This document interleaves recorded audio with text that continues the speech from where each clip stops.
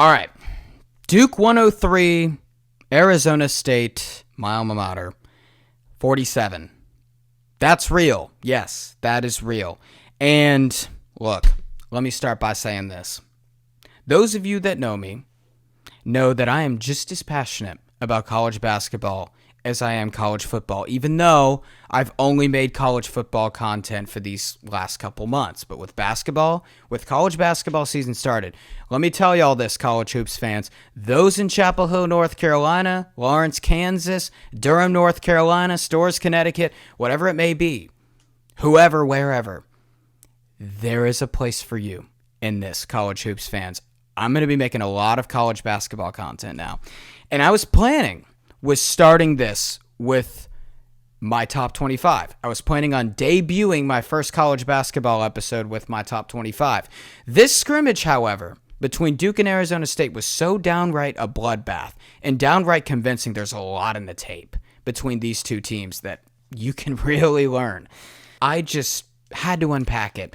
And let me repeat this score again. Duke 103, Arizona State 47. And a lot of people are going to point to the 103 and say, whoa, that jumps out at you. And justifiably so. It was a great offensive performance.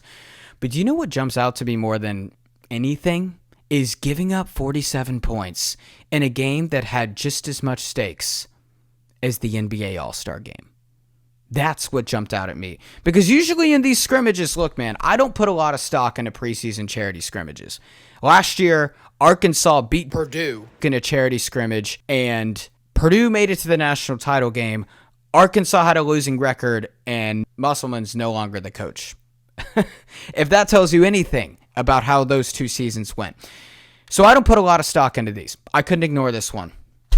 Because, look, the offense of Duke has gotten a lot of hype. It's going to, and justifiably so. This is an incredible offense with a lot of undeniable talent. But what stuck out to me more than anything was the defense. Duke forced 18 turnovers against Arizona State. Arizona State had 11 assisted baskets. So you know what that tells me?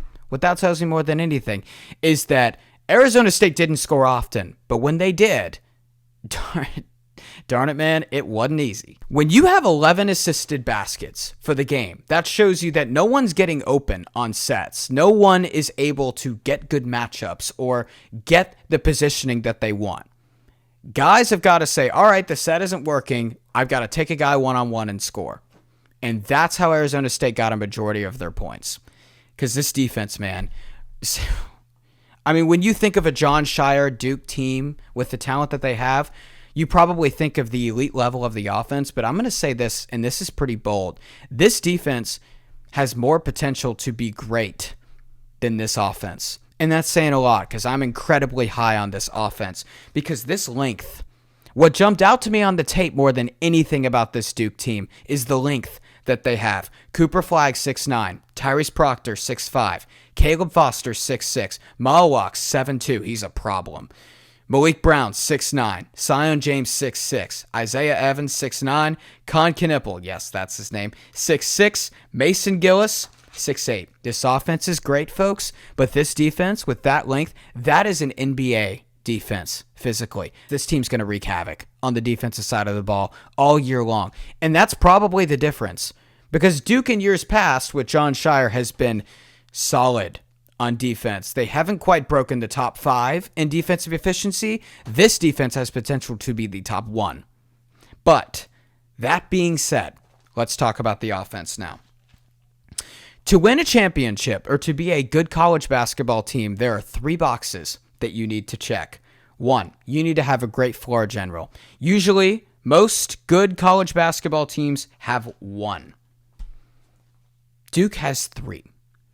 1 guy with an assist-turnover ratio who can run the show. That's about what every good college basketball team has. Proctor, 2-1. Foster, 2-1. Sion James, 2-1. Duke's got 3 guys who can set people up and make an accurate pass. And let me say this. In the NBA, you have, when a set isn't working, when you don't have a guy who can set people up off the dribble, whether that's a good entry pass or a lob or a drive and kick, the NBA has such a high amount of skill level that you have 5 guys on the floor. All 12 guys on the team can, when the set isn't working, say, all right, just go ahead and believe in me, trust me, I'll get you a tough bucket one-on-one. The thing in college is you don't quite have that. It's rare to find that, such as in the NBA, it's incredibly common. So, to have a great floor general, it's important in the NBA. I'm not doubting that. I'm not saying that, but it's incredibly important in college because you almost need a guy who can set someone up. Duke's got 3 of those. That cannot be understated. Next up, you need a good inside scorer. This, on the other hand, is very common in college. You need a good lob catcher. Mallock, Flag, Brown, Duke's got 3 as well in that. You need a good lob catcher who can, from the inside, suck in the defense to where the defense has to corral in and leave good shooters open on the outside. Duke's got a lot of those, which presents me to this one. The third one, quite possibly the most important one. You need good shooting. And look, most college teams have about 3 to 4 good shooters on the floor out of their 5 guys on the floor at once. Duke, of the 5 guys that return, all of them over 35% from 3. Proctor, 35%. Foster, 41%.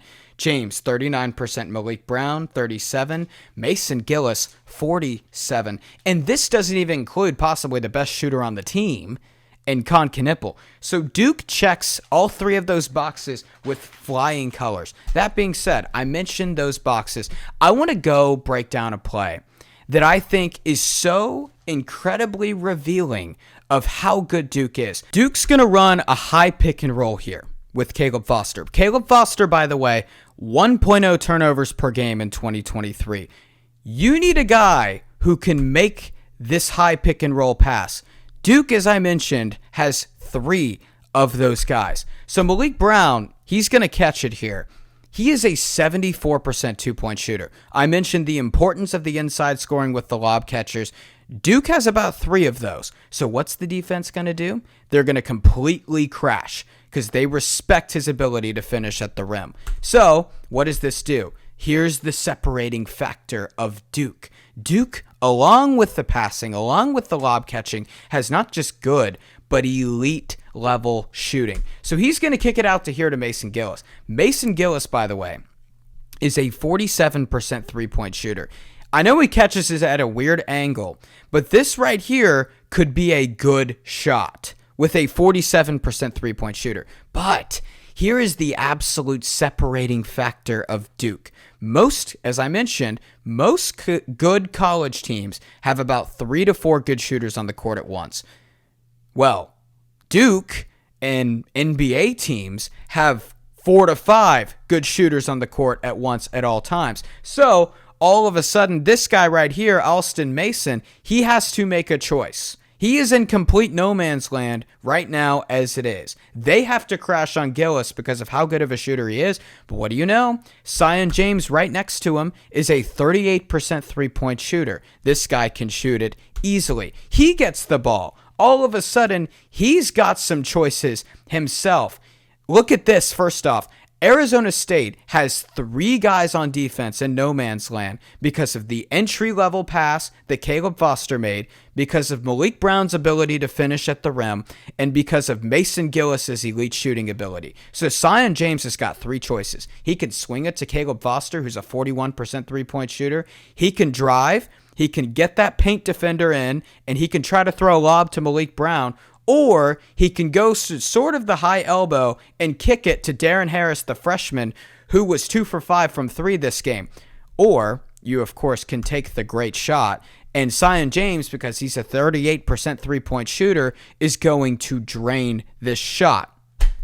That being said, 50% of basketball is having good decoys. Duke has a bunch of them.